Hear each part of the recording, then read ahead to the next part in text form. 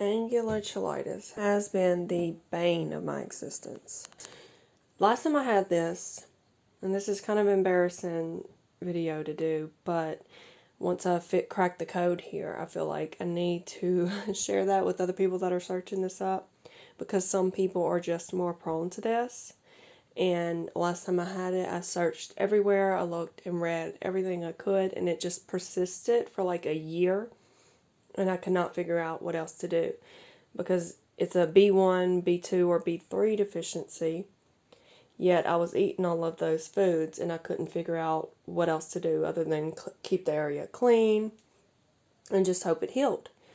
And so I've discovered, well, how to heal it, but also what can trigger it as well. Steroid nose sprays are one thing that will trigger it, because I don't know if it's like an inflammatory response. It kind of inflames the system.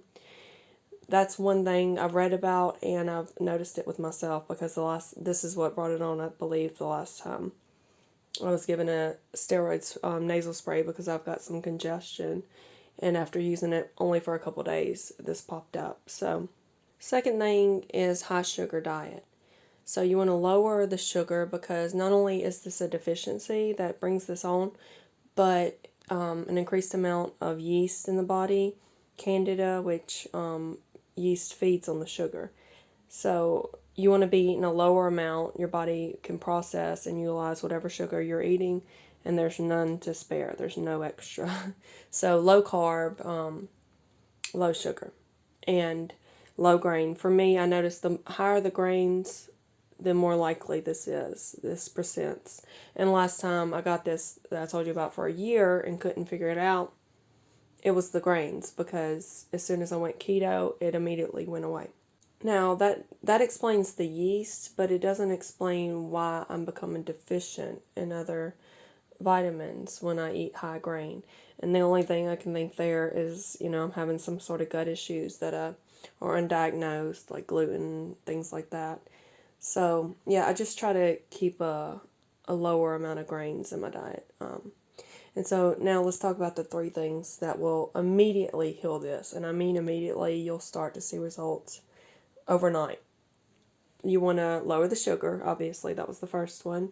And obviously, if you're eating low carb, you're already going to be eating meat and eggs, foods that are high in B vitamins.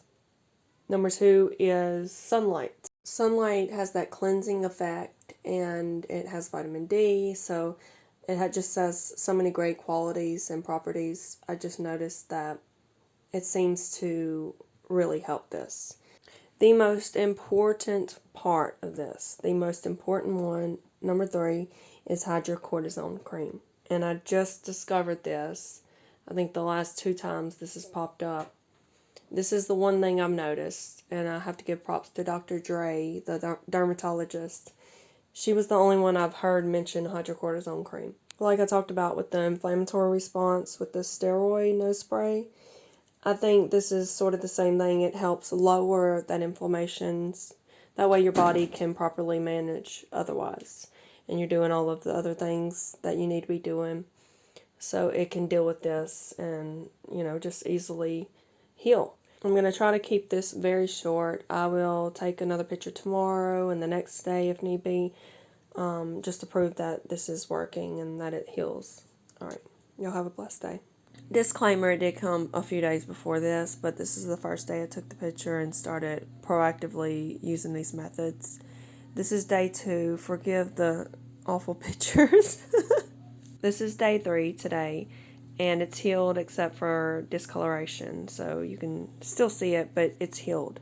Same exact day, and I put a little concealer on, a little lip gloss. Here's my cortisone cream, because that was one of the most important steps, in my opinion, helping that inflammation come down.